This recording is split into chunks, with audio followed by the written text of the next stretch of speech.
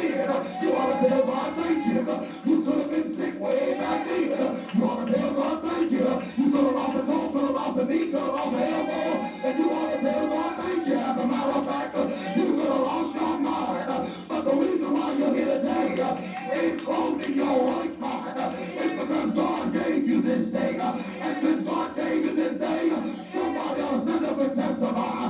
This is the day that the Lord has made, because the earth is the Lord and the fullness thereof. And so it's about perspective. It's about our view. And all of us ought to have a godly view. Are you in here? Never allow, one writer says, never allow your stinking thinking to override biblical-based priorities. Never allow, you need to hear it again, your stinking thinking to override biblical-based priorities. Come on, talk back to me if you can. In other words, don't you know you can think yourself out of the promises of God? Oh, help me in here. I know I'm not the only one who's ever been sick and wondered if God could heal.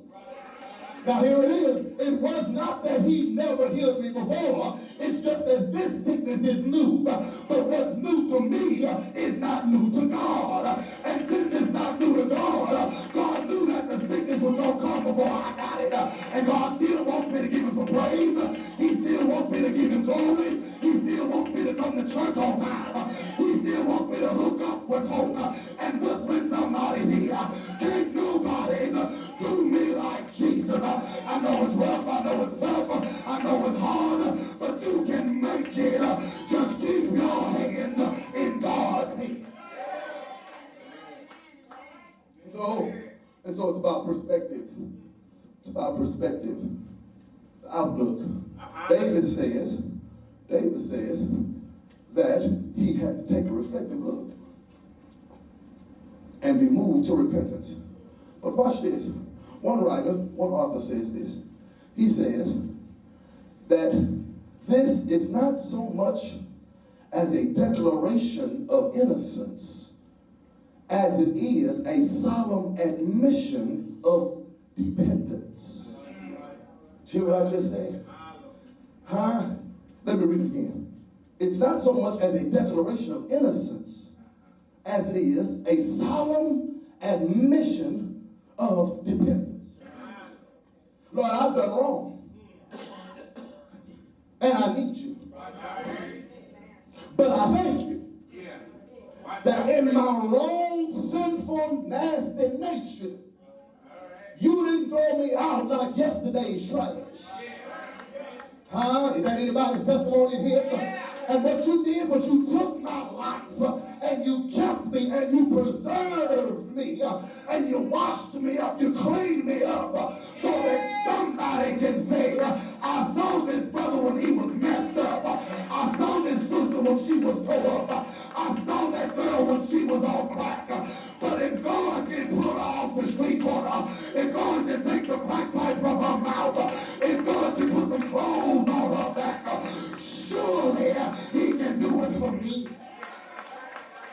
I don't know who I'm talking to. You said that part all you want to. You said that part all you want. I don't know who I'm talking to. But somebody here has that testimony. There is no secret to what God can do. What he's done for others, he can do the same thing. Same thing for you. So it's a solemn admission. Lord, I've done it. I'm sorry. And I admit now that I need you more than ever before. I need you. It's dependency. Because we think that we can do it on our own. And you know, it's man's natural proclivity to think that just because we can walk and we can talk, we can go on our jobs, you know, we hold a supervisor position, we tell folk what to do. We're the king of our castle men. We don't get no hassle. Y'all catch that later on. Are you in here? I'm the only lion in the house. I do all the growling. There is no lioness. You know, and we bring that mentality, which is thinking. That little sister now you want to say something. Listen, we bring that mentality into the church. Are you in here? Listen, God is the owner of the church. That means God runs the church. And if God runs the church, that means God runs me. So I don't move unless God tells me to move. I don't stop unless God tells me to stop. I don't jump unless God tells me to jump. Because the steps of a good man are what? Ordered by the Lord. And he delighteth in his ways. Watch this. David says, he that hath clean hands, that turn clean. Original language lends itself to the idea that I am free from guilt. I'm free. Now keep. I'm free. I'm innocent. I'm innocent. I'm free of guilt. And the only reason why you can be free is because the Lord stepped in and took your place. Let me tell you something. Listen, I gave you more than two or three reasons to get your shout on. But if you can't shout over the fact that the Lord took your place, because you really could and should have been dead on your way to hell, but the Lord took your place. Come on, help me in here. The Lord not only positions himself as our attorney, but he's also the great judge. The Lord knows when to put the guy down, and he knows when to step up on his in defense of his clients. And watch this. It's good news to know that the Lord didn't mind doing it. Hear what I just say? I say the Lord did not mind doing it. Now watch this. He could have made the decision not to. But he didn't have a problem doing it. Isn't that good news? Because the reality of it is that you couldn't do it for yourself. So God did something for you that you could not, would not, and ain't going do for yourself. I know that's bad English, but it's good understanding. You will not sacrifice nobody in your family for nobody else. Are you in him? So the Lord, who is altogether infused with love, grace, and mercy, took his father's hand and said, I must be about my father's business. Carried a rugged cross on his shoulder, and every time he took a step, they hit him. Every time he took another step, they hit him. And ultimately, they lifted him high and dropped him low, and he had all of us on his mind. With our messed up self. With our I don't want to come to church self. I don't know who I'm talking to. And when I do come, I'm going to come late. Because I look at church as a country club. I pay my fare. Don't expect nobody to say nothing. And so whether I come or not, I still have my place. Are you in here? David says, he that hath clean hands and pure heart. I'm almost done. The pure heart suggests that my motives are sincere and my mind is uncorrupted. The Lord gives me the ability and keeps me in right perspective when I understand the very heart of man's nature. Pure heart. My motives are right. I don't throw rocks in. Are you in here? I'm not looking at you and talking to you and stabbing you in the back at the same time. And the church said, my motives are pure. My motives are genuine. Now watch this. Not only said it, clean hands, pure heart, not lifted up his soul to vanity, nor sworn deceitfully. They don't, in other words, These folk do not subscribe to falsehood, and they don't testify to untruths. Just because we partners don't mean I have to roll with you. Are you in here? Because me rolling with you just might land me in. Come on, help me in here. Huh? So what I do is you go your way, I'm going to go my way. Are you in here? And I'll pray with you on your way. And whenever you get out, just come pick up on this. Are you in here? Watch this, watch this, watch this, watch this. Look at 5. Look at 5. You ready for it? Even these folk, David says, will be vindicated by the God of their salvation.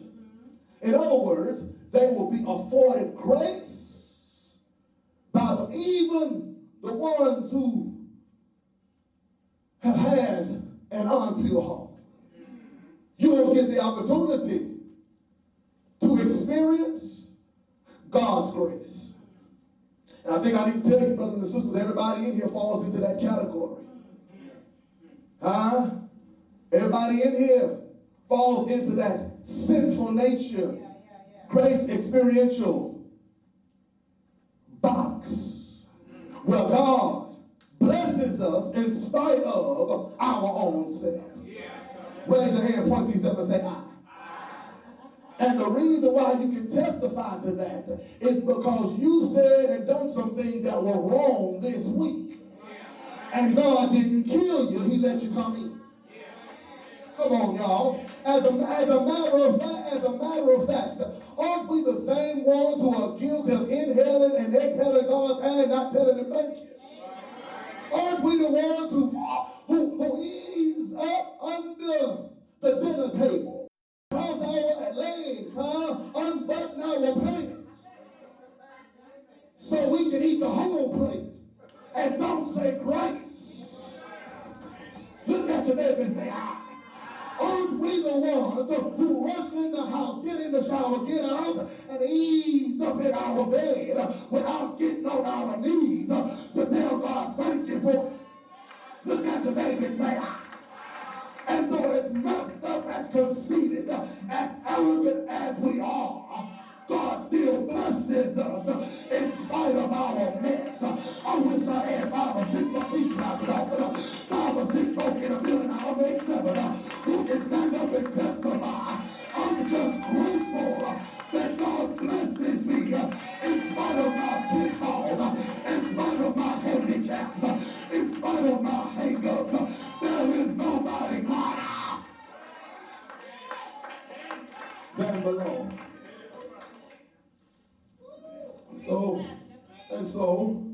And so, watch this. Watch this. He says in verse 6, watch this. Even, in 5, even these folk will be vindicated. But in verse 6, David says, listen, watch this. Seekers, and I'm going to keep my last point and we're going to get out of here. Seekers are recognized as true worshipers. Seekers. Oh, you need me to read it for you. Look at verse 6. Such is the generation of those who what? Oh, who seek him. Who seek his face, O God of Jacob.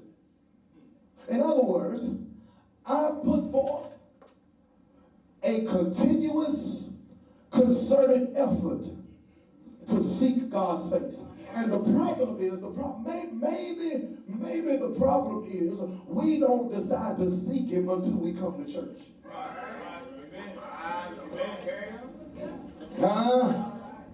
Okay, y'all not saying, I'm talking this out. Maybe we decide, maybe we feel guilty on Saturday because we hadn't read our